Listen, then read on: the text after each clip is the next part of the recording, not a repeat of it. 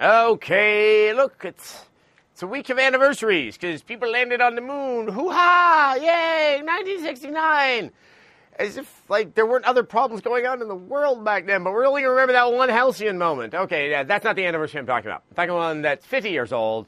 Today's Tuesday. You'll probably watch this on Wednesday or later, so forgive me, because it's going to sound a little bit off. Today is the anniversary of the Lady Chatterley lovers ruling.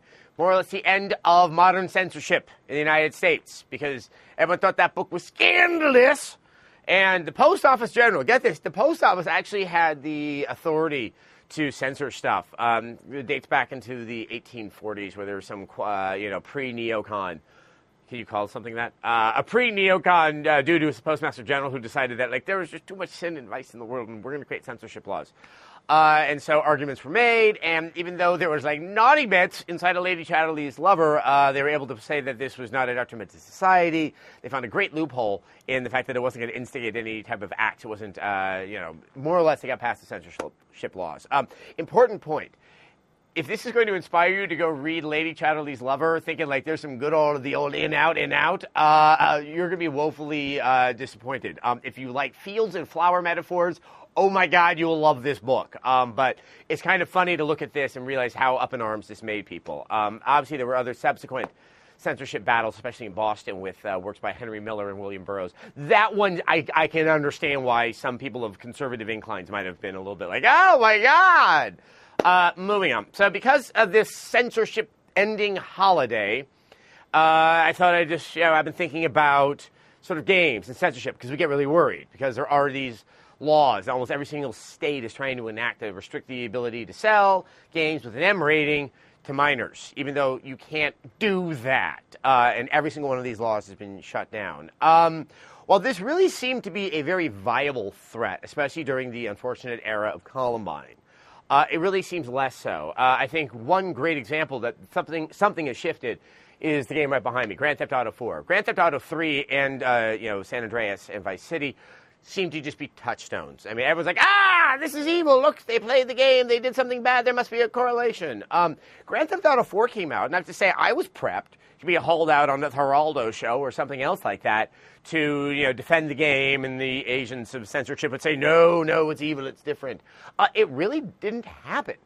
And I think that's actually due in some part because of this console, the Wii. What has happened in the past few years is that gaming has moved so much more into the mainstream that trying to attack it on that almost legislative level seems to be pointless. There's too many people that are enjoying playing it, and they're not just one subsection of society. It's a much, wider, vast array of people that, there really isn't, you're not going to get all that political currency out of it. That's a very good thing. And that shows that, A, the industry has matured, and by virtue of that maturation, you just don't have that same level of censorship. Not to say that states aren't going to try to enact these laws. This is a very cheap and easy way to try to show like you're doing something for your constituents, even if your constituents probably weren't asking for it. But that's not to say all is over, things are safe, because, much longer, existing media, music, movies still have these flare-ups. But I think what really is a bigger issue is not censorship as put forth by the government, because that's true censorship when the state tells you you cannot have access to information. It's that kind of popularized censorship, which we do see a lot. You tend to get it from the hyperventilation of outlets like Fox News, who probably right now are just too worried about brown people being on the Supreme Court to actually bother themselves with video games right now. But, that too will pass, and maybe the economy will fix itself. And that's actually the point I was trying to make, is that right now there's so many problems in the world, it looks kind of cheap to go after video games. I would like to think that these problems will resolve themselves, and then suddenly there's a hunger. What is the new issue du jour? And video games may very well pop up then. But it's not going to, once again, come from the government. It's going to come from a group of mothers, or people who claim that their motherhood gives them certain rights that other people don't have, or other organizations that are going to see something evil about video games. And the trick to stop that is not to then try to fight them in court or try to fight them word for word, but you need to work now at trying to just make games more ubiquitous, more understandable.